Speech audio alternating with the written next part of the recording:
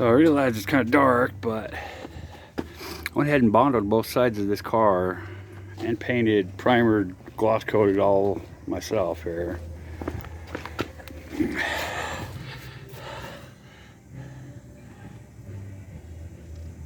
I mean, it's not a really good job, but it's okay.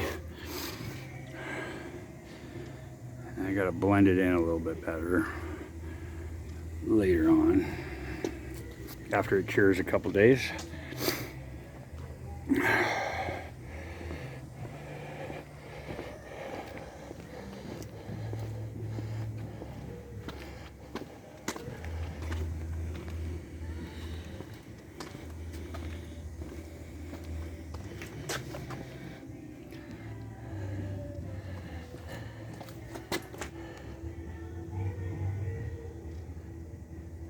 But I feel a lot better about this than paying $10,000 for a body shop to fix this up.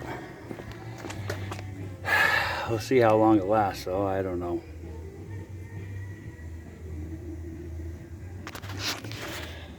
And that's it.